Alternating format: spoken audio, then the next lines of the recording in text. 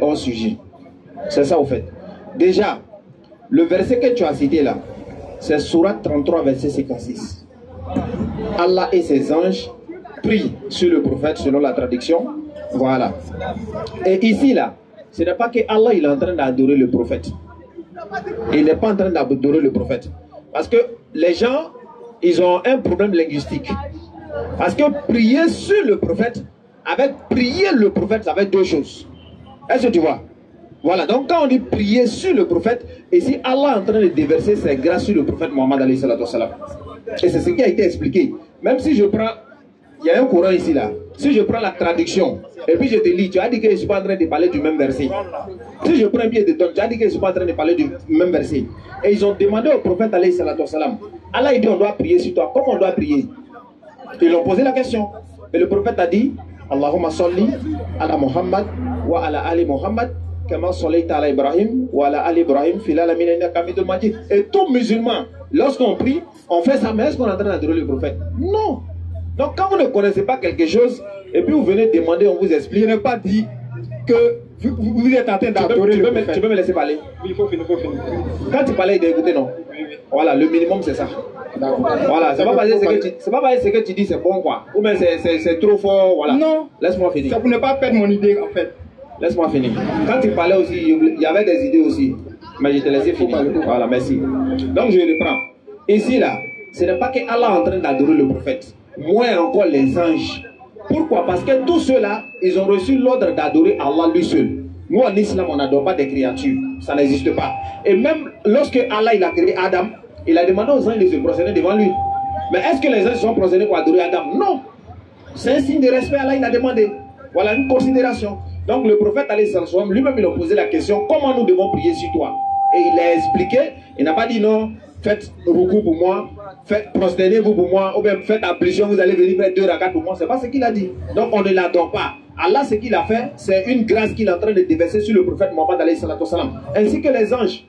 Ils font des invocations en faveur du prophète alayhi salatu wassalam. Voilà ici la prière. C'est simple. C'est bon? Non, c'est pas bon. Ok, d'accord. Le mot...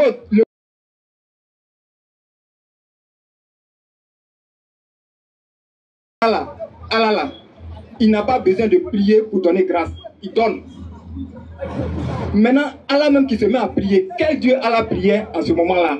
Regardez ce qui va se passer. C'est la question que moi j'ai posée. Voilà, ça veut dire qu'il y a un Dieu. Si Allah même se met à prier pour quelqu'un, c'est que Allah implore la faveur d'un Dieu sur le prophète. Ah, c'est ce qu'il a dit. Bon, tu veux toi ma pensée.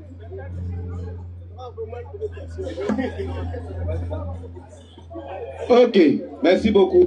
Il était assez écouté. Eh bien,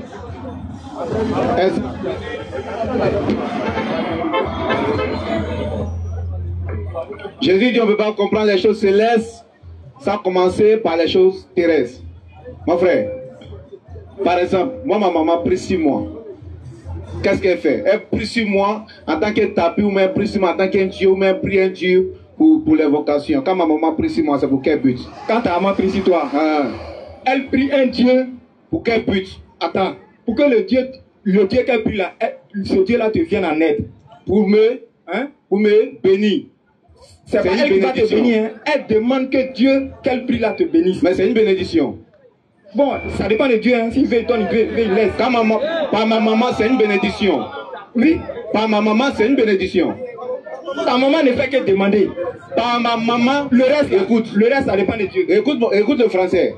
Par ma maman, par la volonté de ma mère, c'est une bénédiction qu'elle fait à mon égard. C'est ça? Non. Quand ma maman me met en genou et puis elle met la main sur moi, elle me bénit ou elle fait quoi? Bon, là elle te bénit. Elle me bénit. Elle te bénit directement. C'est différent de prier. Ok. Quand ma maman prie pour moi, c'est une bénédiction. Non, c'est pas forcément une bénédiction. C'est une bénédiction. Non. C'est une bénédiction. Et à prier là. C'est une bénédiction. Et à prier là, c'est pas t'adresser une parole, hein. On adresse une parole à quelqu'un. C'est pourquoi. Attends. Il vient. Maintenant, ça dépend de la personne maintenant. Je comprends. C'est pourquoi le verset commence. C'est pourquoi on te dit. Le verset, le frère a tellement bien expliqué. Normalement, tu ne devais même pas revenir dessus. Le verset commence par une bénédiction. Ah, c'est deuil.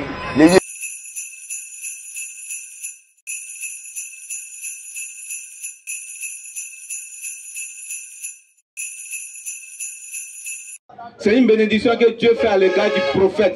Une bénédiction, c'est Yusolun ala Nabi. C'est une bénédiction que Dieu fait à l'égard du prophète. Et Dieu aussi demande aux hommes, aux êtres humains, de prier sur le prophète. Mais pourtant le prophète lui-même il dit que Dieu il est unique. Quand Dieu il demande à ce qu'on prie sur lui là, c'est pourquoi. C'est une bénédiction que Dieu demande qu'on fasse à l'égard du prophète.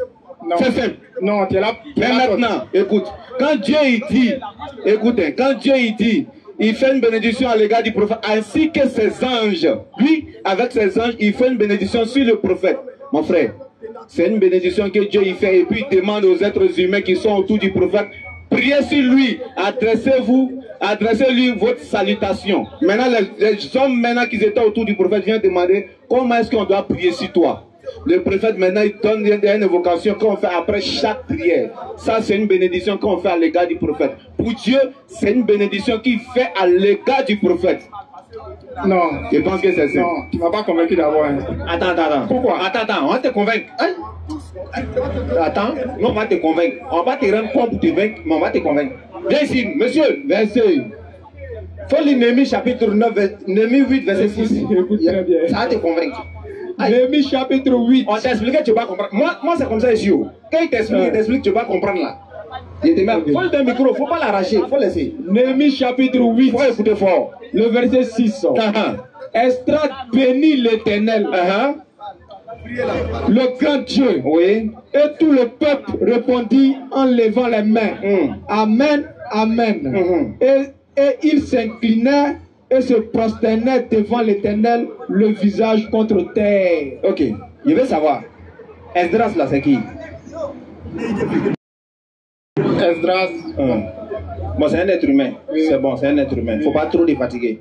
Ok. Et béni qui? Répète la parole. Il faut relire. Néhémie chapitre 8, le verset 6. Esdras béni l'Éternel.